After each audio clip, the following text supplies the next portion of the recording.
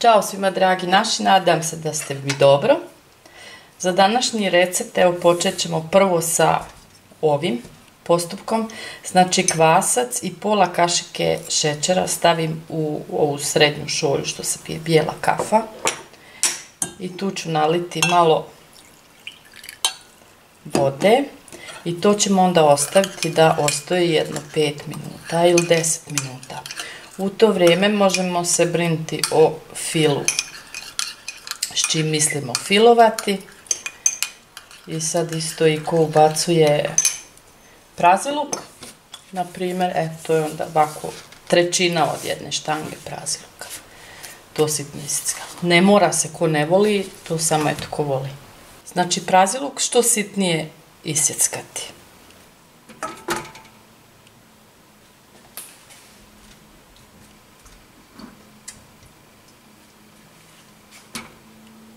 Kravljeg sira znači 400 grama, to je to. Smo ga odvagali, znači ja sam sad praziluk stavila u činiju, onda ide ovaj kravlji sir da se izmrvi.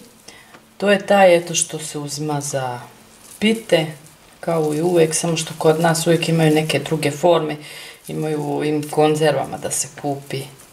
Kad smo izmrvili sir, onda ide kiseli jogurt. 2 ove ovake kafene šoljice ulja.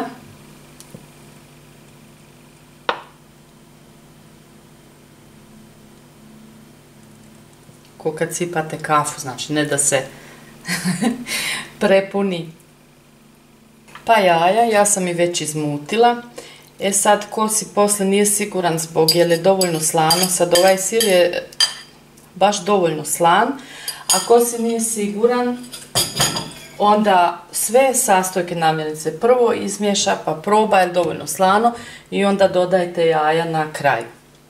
Ćemo prvo ovo sve malo izmiješati. Sad dodajem pšenični griz.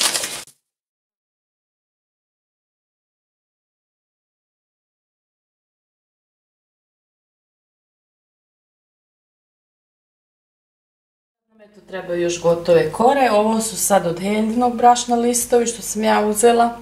Ima od integralnog, ima ove normalne koje god da izaberete.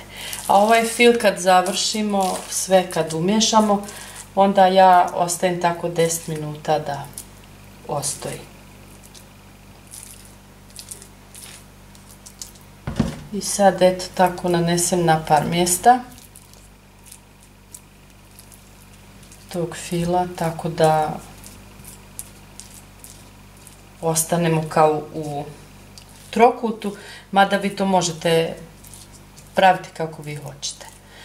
Ako ne želite format svaku juhku posebno ili koru, kako je ko zove, vi možete isto normalno kao pitu. Eto, ja to sad tako zamotam i onda okrenem. Kao trokut izgleda, mislim da vidite dobro. I onda nanesem još tog fila.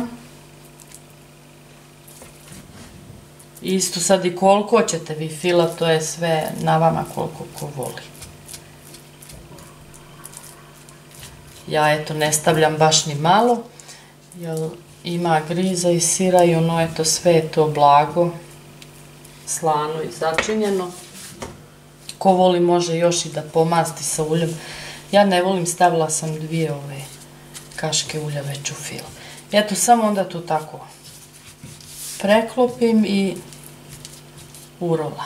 I onda tako ide na pleh na pek papir. Sad kad su gotove onda samo još namazati. Ja sam ovdje žumance razmutila sa malo ulja. Onda ću s tim namazati. Arenu sam uključila na 200 stepeni gornja i donja temperatura da se dobro zagrije. I sad eto, to žumance i to malo ulja je taman dovoljno da se namažu dobro ovi 7 paketića, znači to su 7 kora. Ako ko želi više da napravi, onda trebate naravno i više fila, znači sve poduplajte. Sad Štrudle još su tople, mlake, ali ipak ćemo narezati. Sad vi možete to ili ovako da se to jede, jednostavno da se lomi ili malo narezati. Uglavnom da je to ko spužva sve. I divno miriše. Samo tako, eto, ako ovu kombinaciju niste pravili i probali, probajte pa ćete osjetiti miris. Tačno ubija. Ali eto, ja volim ovo ovako napraviti kad očekujem goste ili eto i za nas, ono na brzinu kad treba nešto, mislim, ili ne treba tu puno posla. Pa za grickanje ovako uz televizor ili eto, uz razgovore, eto to. Ne znam, jeste li pravili, niste li pravili, ali eto, volim pokazati, pa ako niste pravili, da probate, jer je stvarno sjajno, isplati se i gosti obožavaju isto kad dođu. To baš paše u sve.